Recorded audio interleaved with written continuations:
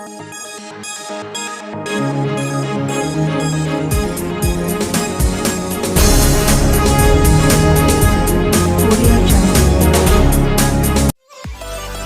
मैं पंकज राज। हमारे समक्ष आज उपस्थित हैं वार्ड पार्षद 21 की माननीय श्री पिंकी कुमारी जी। मैं उनसे कुछ वार्तालाप करूंगा, उनके विषय में जानूंगा, अपने क्षेत्र और अपने लोगों के लिए किस प्रकार की मदद की है वो मैडम से मैं जानूंगा। जनता की आवाज़ न्यूज़ 24 में मैडम का स्वागत है। आपका भी मैं स्वागत करती हूँ।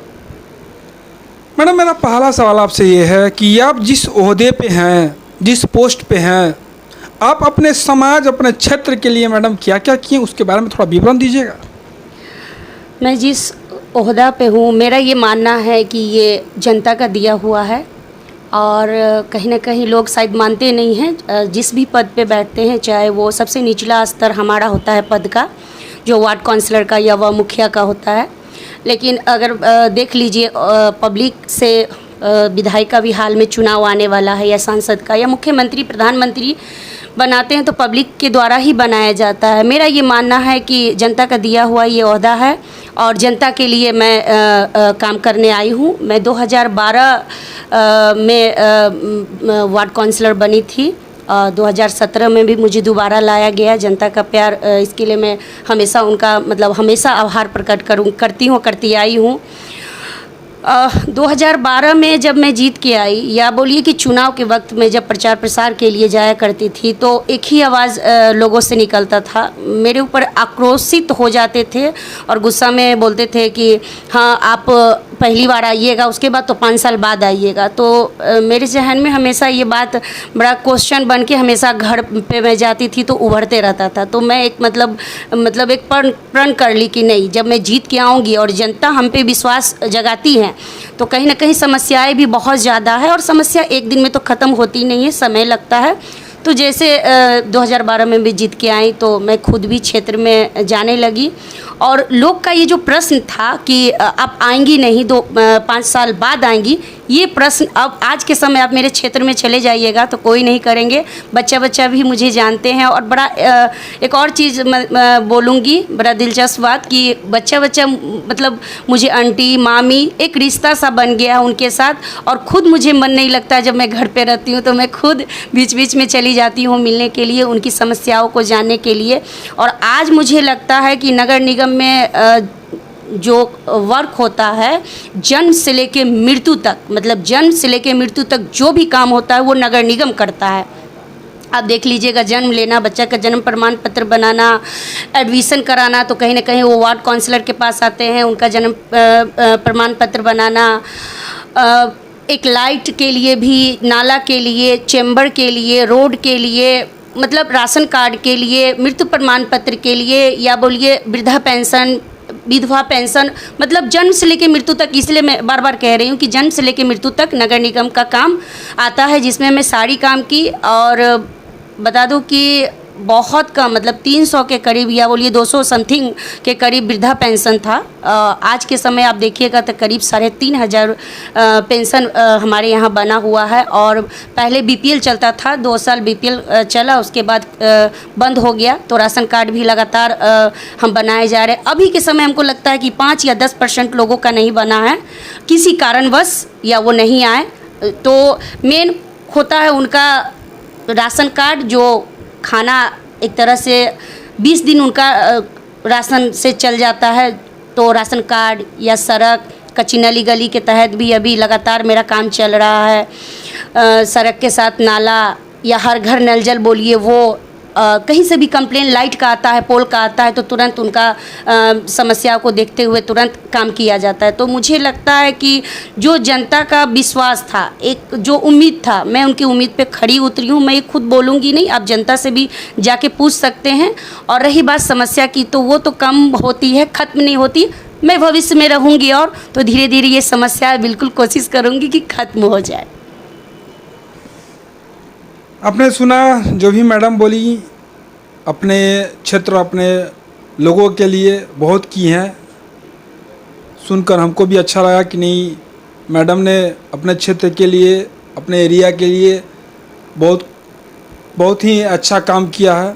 मैडम, ये जो राशन कार्ड की बात आती है, तो मैडम अपने राशन कार्ड मैडम कितने ये मतलब आप मैडम कितने लोगों को मैडम ये बांट चुकी हैं राशन कार्ड, इस पर आपका क्या विचार है? लगभग 5,000 समथिंग को अभी तक बांटा गया है। 5,000 मतलब ये बांट चुकी हैं आप? जी 5,000 बांटा गया। अभी 1,500 फॉर्म जो लॉकडाउन के समय भराया गया था, जिनके पास राशन कार्ड किसी कारणवश नहीं बन पाया या नहीं बना पाए खुद भी आके, तो 1,500 राशन कार्ड भरा गया, जिसमें 150 अभी आया है राशन कार्ड बन के। उसमें थोड़ी सी त्रुटियां थी, जो जैसे 10 आदमी का नाम दिया गया, सबका आधार कार्ड, जितनी भी डॉक्यूमेंट्स मांगी गई सब लगाई गई, लेकिन मात्र 1 या 2 आदमी का बन के आया। तो ये त्रुटियाँ ख़त्म होनी चाहिए थी। लगातार मैं लेटर भी लिख के दी डीएम साहब को भी, माननीय मुख्यमंत्री जी को भी, लेकिन अभी तक उसका कुछ नहीं किया गया। और लोग कहीं ना कहीं, चूँकि देखिए हम पहले भी बोले हैं कि हमसे एक रिश्ता है, हम कभी भी उपलब्ध होते हैं। अगर वार्ड काउंसलर देखिएगा तो कभी भी उपलब्ध, मेरा नींद खुद से नहीं खुलता है, कहीं ना कहीं दरवाज़ा ठकठका के वो लोग खोलते हैं, तो हम पे एक हक समझते हैं। तो वो कुछ भी होता है, छोटी सी भी बात के लिए वो हम ही को याद करते हैं। तो वो 1 या 2 आदमी का नाम आया, तो मैं लगातार मतलब जो राशनिंग के सचिव महोदय हैं या मंत्री जी हैं, हाँ बड़ा आश्चर्य होगा आप लोग को सुन के कि मंत्री महोदय से जब मैं मिलने गई, राशनिंग के मंत्री महोदय, खाद्य सुरक्षा के मंत्री महोदय से जब मिलने गई, तो हमको बोलना तो अच्छा नहीं लग रहा है, वो बढ़िया से ट्रीट किए भी नहीं, ना ढंग से बात कर पाए। हमें तो लगता है कि उनको ये तक नहीं पता कि राशन कार्ड क्या होता है। तो वो भी जनप्रतिनिधि है, जो वो मंत्री भी हैं, विधायक भी हैं, हम भी वार्ड काउंसलर है, जनता के प्रतिनिधित्व हम भी करते हैं, वो भी करते हैं। लेकिन जब वहाँ तक हम जो जनता की समस्या रखने गए, तो उनको ये तक नहीं पता कि क्या होती है समस्या, क्योंकि वो कोई तीसरा बात ही बोलने लगे, तो मुझे बोलना वहाँ उचित नहीं लगा, मैं चली आई। तो ये कहीं ना कहीं हमको लगता है कि उनका निवारण होना चाहिए, जो अभी हाल में किसका कारण से ये गलती हो गया ये हमको नहीं पता, लेकिन 1 आदमी का नाम है। मान लीजिए कोई 8 व्यक्ति है, तो 1 आदमी खाना खाएगा, बाकी लोग उसको देख के पेट भरेंगे। ये हमने लगातार सोशल मीडिया से या आप न्यूज़ चैनल के माध्यम से लगातार मैं वहाँ तक जनाने की कोशिश की, लेकिन अभी तक उस पर कुछ किया नहीं गया। अभी 500 राशन कार्ड बन के आने वाला है, लेकिन आचार संहिता के कारण रुक गया है, वो आचार संहिता के बाद बन के आएगा। मैडम किसके बारे में बोल रही हैं जो मतलब उनको ये राशन कार्ड के बारे में नहीं मालूम है, उनका मैडम थोड़ा नाम बताइएगा?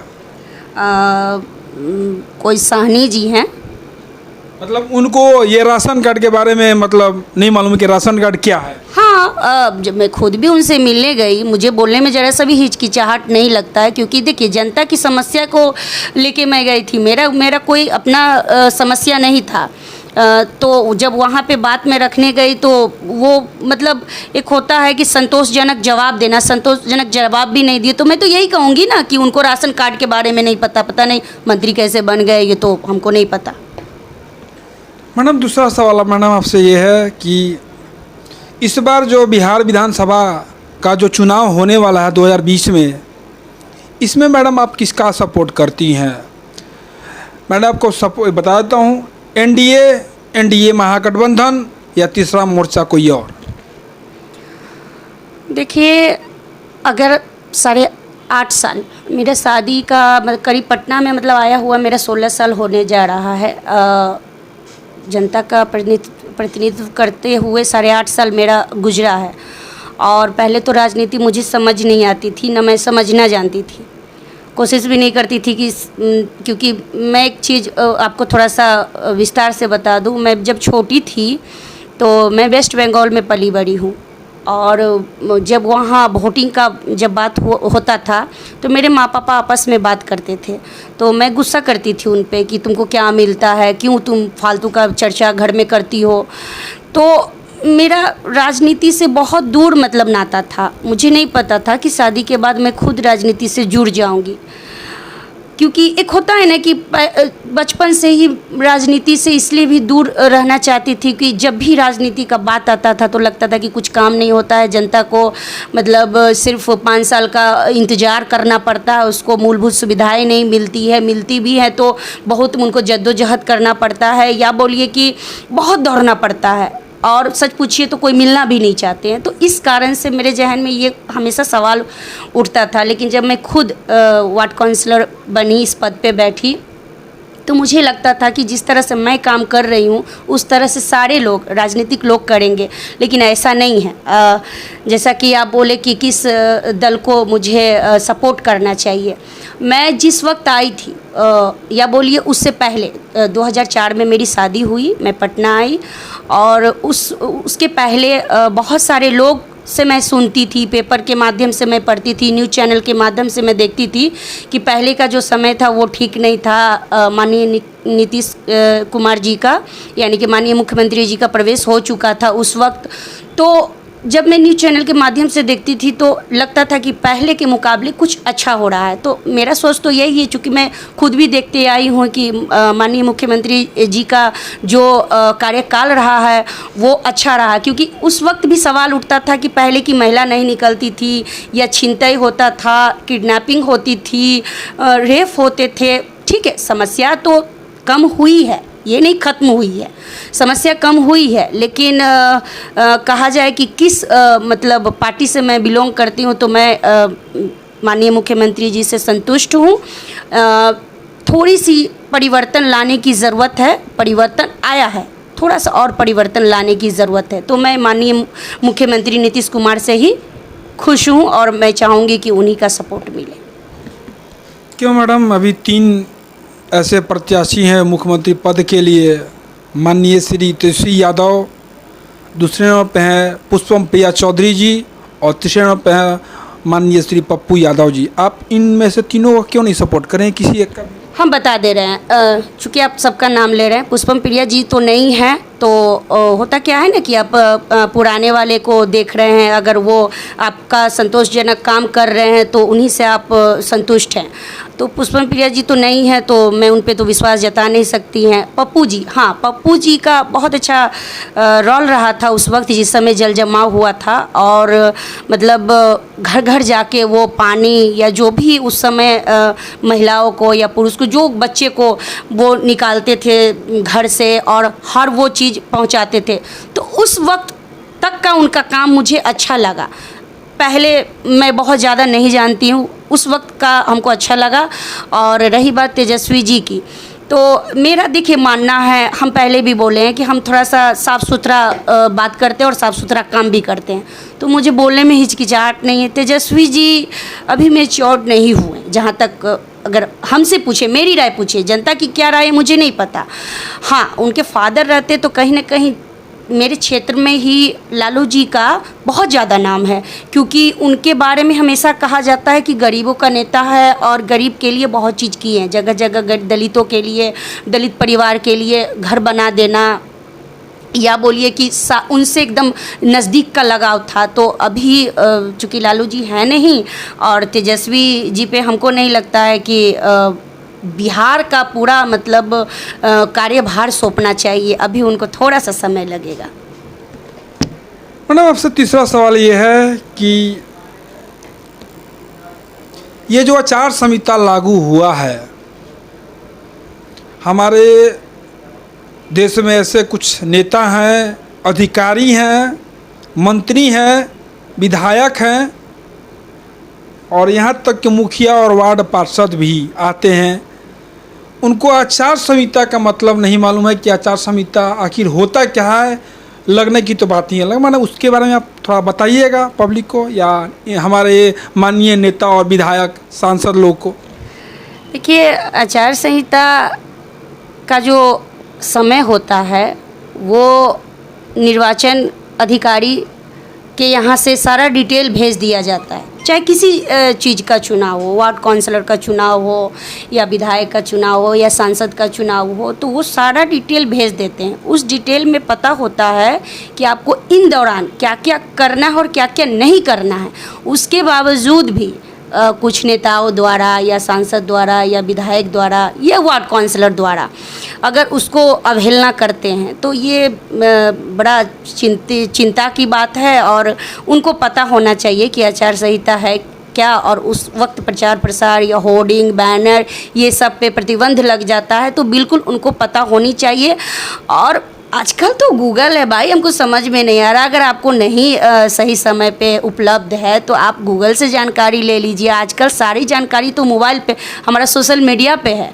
तो आप हमको नहीं लगता है कि इसमें गलती उनकी होनी चाहिए। लेकिन होता क्या है ना कि देखिए, हम फिर वहीं पे आएंगे कि लोग को जो जिम्मेदारी मिलती है, यानी कि जो नेताओं का बात कर लें, विधायक का बात कर लें, सांसद का बात कर लें, वार्ड काउंसलर का बात कर लें, 5 साल उनको जनता की बदौलत मिला जाता है। 5 साल में अगर कुछ समय जनता के बीच रहेंगे तो आचार संहिता का उल्लंघन करने का नौबत ही नहीं आएगा। होता क्या है ना कि एक समय दे दिया जाता है आचार संहिता के दौरान, और उस समय में चाहते हैं कि हम प्रचार प्रसार करके लोगों के बीच जाके मतलब सारा अपने अपने बारे में, अपने काम के बारे में व्याख्या करके उनको बता के जनता का वोट ले लें।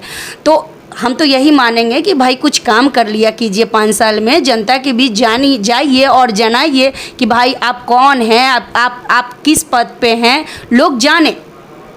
सच पूछिए तो इसलिए नहीं कि हम वार्ड काउंसलर है तो अपने बारे में हम तारीफ़ कर रहे हैं, क्योंकि देखिए हम लोग का एक जनता से बहुत नज़दीक का रिश्ता होता है। क्योंकि आपको सांसद और विधायक नहीं मिलते हैं, जाने के बाद भी उनका मतलब जनता का ही कहना रहता है कि नहीं मिलते हैं, नज़र नहीं आते हैं। लेकिन हम लोग तो कभी भी उपलब्ध होते हैं और कभी भी बुलाते हैं किसी भी कारण से तो चले जाते हैं। तो आप गौर करते होंगे बहुत कम हम लोग का चुनाव के समय आचार संहिता का उल्लंघन करते हैं। तो जनता के बीच में अगर कोई भी महोदय जाएंगे, विधायक हो, सांसद हो, तो मुझे नहीं लगता है कि ये आचार संहिता का उल्लंघन करने की ज़रूरत नहीं पड़ेगी।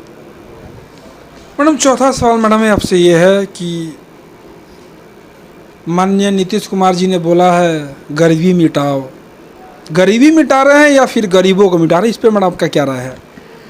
हाँ, देखिए होता क्या है ना कि आप जो गरीबी मिटाओ, ये उनका बयान लगातार आता रहा है। मेरा मानना है कि देखिए ये हम लोगों के ऊपर है।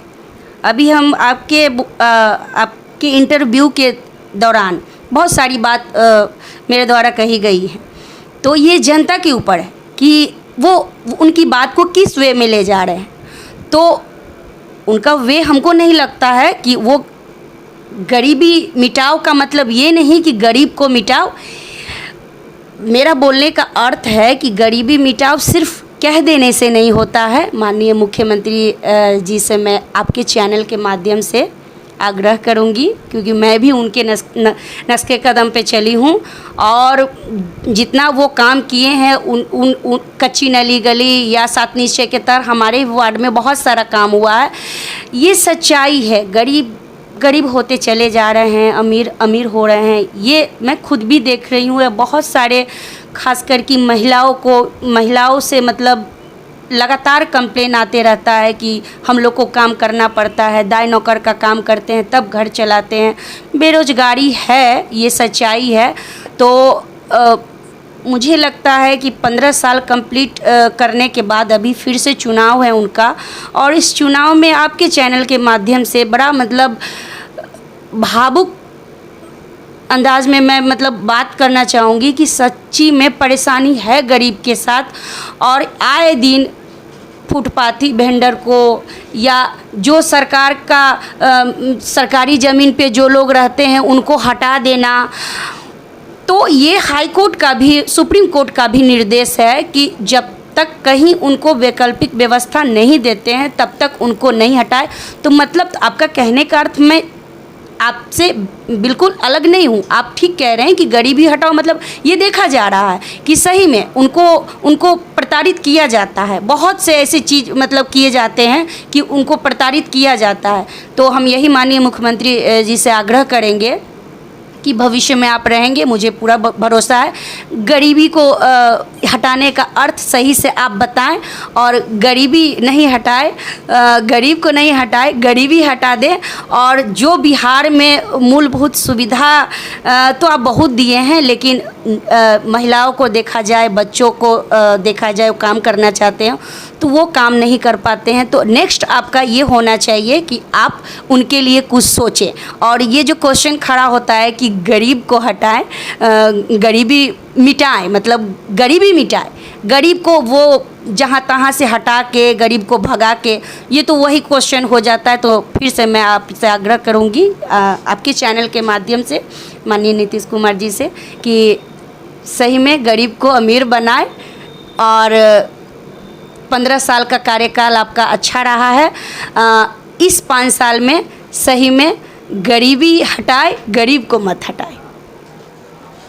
मैडम लास्ट क्वेश्चन आपसे है मेरा कि माननीय नीतीश कुमार जी ने एक बहुत ही लेटेस्ट मीडिया के थ्रू, न्यूज़ के थ्रू बताया है, उनका ये स्टेटमेंट बहुत हाईलाइटेड हुआ है कि जो ST SC जो अति पिछड़े वर्ग हैं उनके घर में किसी की मर्डर होती है या हत्या हो जाती है तो उनको सरकारी नौकरी मुहैया कराई जाएगी।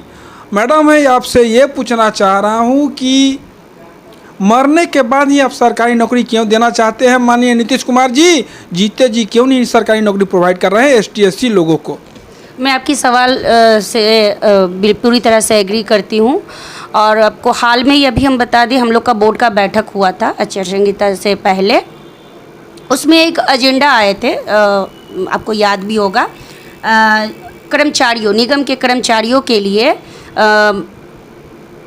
कोरोना से अगर उनकी मृत्यु किसी, मतलब भगवान न करे किसी के साथ भी हो, अगर उनकी मृत्यु हो जाती है तो उनको 10 लाख तक का उनके परिवार को लाभ मिलेगा और 4,500 शायद उनको बोनस मिला है, जैसा कि नगर आयुक्त महोदय ने हम लोग को कहा। तो मैं वहाँ पर भी सवाल की, आप ही से सवाल के संबंधित मैं सवाल की वहाँ कि आखिर ये कोरोना या कोई भी महामारी का इंतज़ार क्यों? हम लोग कोई ऐसा प्रस्ताव क्यों नहीं लाते हैं? क्योंकि पूरे पटना नगर निगम के कर्मचारी को देखा जाए तो वो पटना को खूबसूरत स्वच्छ बनाने में उनका अहम रोल रहता इस कोरोना पीरियड में। तो आखिर कोई भी महामारी के समय ही क्यों किसी को लाभ मिलता, उससे पहले क्यों नहीं आप लोग लाते हैं? तो आप लोग ऐसा प्रस्ताव लाएं। उसी तरह कोई दलित की मृत्यु हो जाती है और माननीय मुख्यमंत्री जी का ये मतलब बयान आया था, मैं इस दौरान थी नहीं, मैं किसी कारण से पटना से बाहर थी, तो आपके माध्यम से मुझे पता चला जिस तरह बोर्ड में हम वहाँ सवाल उठाएं कि किसी के साथ घटना घट जाती है तभी क्यों उनको लाभ मिलता है, कोई बीमार पड़ता है उस वक्त क्यों नहीं लाभ दिया जाता है, कोई उस बीमारी से मर जाता है तब लाभ क्यों उनको मिलता है? आपको बता दें तब भी उनको लाभ पहुंचने में महीनों के समय लग जाते हैं। और आपको बता दें कि अभी कुछ महीने पहले अदालतगंज तालाब में एक बच्चा डूब गया था, या बोलिए कि हाल की बात है, 1 महीना पहले की बात है। एक दलित परिवार का बच्चा ही पासवान थे, तो उनका बच्चा खेल रहे थे और जर्जर उसका मकान था और उसका छत गिर के 3 बच्चों पर गिरा तो एक बच्चा की मृत्यु हो गया। आज तक उनको जो सहायता राशि होता है आज तक नहीं पहुंचा। तो ये नहीं होना चाहिए। हम सब इंसान हैं और इंसानों के साथ इस दुनिया में भेदभाव नहीं होना चाहिए। अलग अलग जाति पे अलग अलग कमेंट नहीं होना चाहिए, अलग अलग योजनाएं नहीं बनने चाहिए। दलित हैं तो चूँकि गरीब है, दलित हैं चूँकि गरीब है और स्लम एरिया से बिलोंग करते हैं, तो उनके लिए हमको लगता है कि कुछ ऐसा गजट पास करें ताकि मरने के बाद नहीं, जब बच्चा पैदा ले दलित परिवार में उस वक्त से ही गजट पास करके कुछ योजना तैयार कर दे ताकि उनको जीते जी इस राशि का, उनको चाहे वो पढ़ाई में, नौकरी में, कुछ में भी उनको मदद मिल सके। तो फिर से हम कहेंगे कि आपका जो बताया गया कि दलित परिवार मरने के बाद ही उनको मुआवजा मिलता है, तो आपके चैनल के माध्यम से फिर से हम बोलेंगे कि इस बार ये सब सवाल उनके जहन में जाना चाहिए, जाता ही रहा होगा, और मरने के बाद नहीं, जीते जी उनको लाभ मिलना चाहिए। मरने के बाद इंसान लौट कर नहीं आता, न उनके परिवार को उस इंसान का भरपाई किया जाता है। पैसा लेके आदमी क्या करेगा, जीते जी जिंदगी कर दीजिएगा। जिस तरह से आप लगातार महिलाओं के लिए आपने काम किया, जैसे बाल विवाह पे रोक लगाना, हालांकि रोक नहीं लगा है, चोरी छुपे लोग दे ही रहा है दहेज, और चाहे वो शराबबंदी हो तो शराब पता नहीं पूर्णतः बंदी करने के लिए मैं भी ये सवाल उठाई थी कि इंग्लिश और मतलब लोकल मतलब पे नहीं, दोनों पे, अंग्रेजी और लोकल दोनों पे प्रतिबंध लगना चाहिए। तो फिर हम एक बार कह रहे हैं कि आप लागू कर देते हैं, लोग नहीं मानते हैं, कहाँ पे कमी रहते हैं। आपके समय पे अफसरशाही पूरी तरह से हावी हो जाते हैं। मैं पहले भी बोली हूँ कि मैं आपके ही नक्शे कदम पे चली हूँ और चलते आई हूँ, और मेरे साथ भी बहुत चीज़ हुआ। बहुत मतलब अब तो मुझे डर भी लगने लगा है कि भाई सही आपके राह पे चलने के दौरान बहुत सारी परेशानियां आती हैं। पहले जैसा कि हम पहले भी बोले हैं कि जब आज़ादी की बात कही जाए तो सही आज़ादी महिलाओं को आपके कार्यकाल में मिला, लेकिन जब मेरे साथ कुछ बातें गुजरी आपका कोई कमेंट नहीं आया ना। लगातार आपको जो मेयर पुत्र की अश्लीलता बोर्ड की बैठक में वो मेरे साथ लगातार अश्लील हरकत करते गया, और जब मैं उसे मना करते गई तो मुझे धमकी दिया गया और मैं एफआईआर की। तो आपको लगातार पेपर और न्यूज़ चैनल के माध्यम से मैं आपसे आग्रह करती रह गई, आपके अफसर और आपको लेटर भी दी, लेकिन उस पर कोई कार्रवाई नहीं किया गया। तो ऐसा ना हो कि हम भी मतलब मेरा जो आपके प्रति लगाव है और कहीं ना कहीं मैं आपकी काम की सराहना करती हूँ तो मेरा भी मन बदले। हालांकि एक महिला का मन बदलने से आपका कुछ होगा नहीं, लेकिन हकीकत यही है कि अगर जिनके साथ बीतता है उनको मदद नहीं मिलता, और अफसरशाही आपके समय बहुत ज़्यादा हावी हो गया। सर, कभी मुखिया व पार्षद के साथ भी बैठ लिया कीजिए, हकीकत में आपको समस्याएं पता चलेंगी, क्योंकि मुखिया व पार्षद रोज़ उस समस्या को फेस करते हैं, और मुखिया व पार्षद अपनी समस्या आपको नहीं बताएंगी, कहीं ना कहीं आपके क्षेत्र की जनता की ही समस्या बताएंगी। तो कभी कभी मुझे लगता है कि मंच दे दिया करें या कभी कभी हम लोग के साथ बैठ जाया करें, तो सही में आपको मूलभूत सुविधा मिल रहा है कि नहीं सही में ये आपको पता चलेगा। राशन कार्ड के बारे में हम बताना चाहेंगे कि वर्षों से जो राशन कार्ड पे राशन उठाते आ रहे हैं, इतना आपके समय अफसरशाही हावी है कि पॉस मशीन इस कोरोना काल में, लॉकडाउन में पॉस मशीन लगना उचित नहीं था। वो इसलिए हम बता रहे हैं, ज़रा डिटेल में बता रहे हैं। वो इसलिए क्योंकि वो उसमें फिंगर डाला जाता है। एक फिंगर डाला, कोई संक्रमित व्यक्ति हुआ, बाकी फिंगर जो भी व्यक्ति डाले, अगर एक संक्रमित से वो पॉस मशीन संक्रमित हो जाता है तो बाकी को भी संक्रमित। 1000 बार मैं लिख के आपके डीएम साहब से लेके आपके सचिव जो खाद्य सुरक्षा जी के हैं, या बोलिए आपको तक भी जानकारी देने की बात कही, लेकिन आप लोग बिल्कुल नहीं सुने। आज लोग इतना संक्रमित हो रहा है तो एक कारण ये भी है कि पॉस मशीन से संक्रमित हो गए। और उस पॉस मशीन के बारे में आपको बता दे रहे हैं कि उस पॉस मशीन में लोगों को मार दे रहा है, मतलब डज नॉट एग्जिट। जो वर्षों से राशन उठाते आ रहे हैं उसको क्या कह रहे हैं कि डज नॉट एग्जिट, मतलब उसको मिलान ही नहीं कर रहा है मशीन। तो ये क्या है? तो आप बहुत काम किए, हर क्षेत्र में काम किए, हर वर्ग में काम किए, लेकिन आपके चुनाव के समय इस पॉस मशीन के कारण किसी गरीब को अगर राशन नहीं मिलता है, वो तो गुस्सा आपके वोट में निकालेंगे। तो समय रहते हम चाहेंगे कि फ़िलहाल कोरोना के समय उस पॉस मशीन को हटा दे। ठीक है, आप बिचौलिया को मारना चाहते तो बिचौलिया को मारे ना, बिचौलिया को ख़त्म करे ना। आप गरीब को क्यों परेशानी दे रहे हैं? तो अफसरशाही यहाँ हावी हो गया है। जिलाधिकारी महोदय बोलते हैं कि राशन कार्ड जनप्रतिनिधि नहीं बांटेंगे। क्यों? राशन कार्ड फॉर्म जनप्रतिनिधि इतना मेहनत करके इस कोरोना काल में भर सकते हैं, लेकिन राशन कार्ड बांटेंगे तो उससे क्या हो जाएगा? क्या हो जाएगा उससे? यही ना कि भाई मुखिया के ऑफिस से मिला। तो हर चीज़ में रोक लगता है, तो ये रोक लगनी नहीं चाहिए। हम भी जनप्रतिनिधि हैं, आप भी जनप्रतिनिधि हैं। हम सीढ़ी के बहुत निचले पायदान पे हैं, आप ऊपर के पायदान पे हैं। तो हम चाहेंगे कि हमारा भी मान सम्मान बचा के चले। और फेस करके हम भी चुनाव आते हैं, आप भी आते हैं, हमारी भी उतनी इज्जत होनी चाहिए जितनी की इज्जत मैं आपकी करती हूँ। तो मुझे भी कभी कभी मंच दे दिया करे ताकि हम पार्षद को, ताकि सही बात आपके तक जाए कि आप अफसरशाही हावी कर दिए और आपका अफसर क्या कर रहा है, इस बात का नाजायज़ फ़ायदा उठा रहे हैं। तो कभी बुलाएं और मंच दें या किसी भी माध्यम से हम लोग को अपनी बात रखने का, अपनी जनता की समस्याओं को रखने का मंच दे, ताकि गरीब की बात आपके तक जाए और सही में आपका काम कितना हो रहा है ये आपको तक पता चले। आपने सुना मैडम ने अपने क्षेत्र के बारे में कहा,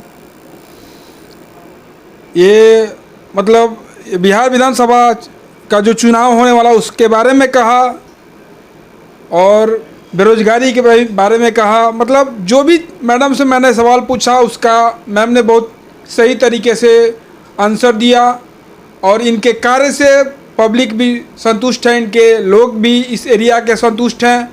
बट हमारे जो अफसरशाही हैं, माननीय नीतीश कुमार जी से मैं यही आग्रह करूंगा कि अफसरशाही सही है बट अपने हद तक रहें, अफसरशाही करें, ज़्यादा ना करें, पब्लिक को ध्यान में रखते हुए। और माननीय श्री पिंकी देवी जी जो बोल रही हैं, जो वार्ड नंबर 21 की वार्ड पार्षद हैं, उन पर ध्यान दें, क्योंकि इनके साथ ऐसा कुछ हुआ है, ऐसा कुछ घटना घटी है जो आप मुख्यमंत्री होते हुए भी, मतलब आप तो राजा हैं, हम लोग यहाँ के प्रजा हैं, फिर भी आप इस तरीके से आप करेंगे तो अब पब्लिक तो छोड़िए, मतलब विधायक तो छोड़िए, एमएलए छोड़िए, वार्ड पार्षद भी छोड़िए, आप पे पब्लिक भी विश्वास नहीं करेगी। आप दोबारा जब वोट देने जाइएगा या मांगने जाइएगा तो आपको पब्लिक वोट नहीं कुछ और उसके बदले कुछ और देगी। इसलिए अनुरोध करते हैं कि पब्लिक और सारे समाज को मिलाकर चलिए, यही में आपकी भलाई और फिर तो आगे जनता जनार्दन ही ये मालिक है। जनता की आवाज़ न्यूज़ 24 में मैडम बात करने के लिए बहुत धन्यवाद। धन्यवाद आपको भी। और मुझे लगता है कि चुनाव के दौरान और चुनाव के बाद भी अगर इंटरव्यू मुझे आप लेने आइएगा तो कुछ पब्लिक के साथ भी मैं रहूँगी, ताकि सही में क्या परेशानी है पब्लिक को वो भी आप अपने चैनल के माध्यम से माननीय मुख्यमंत्री जी के पहुँचाने का काम करें।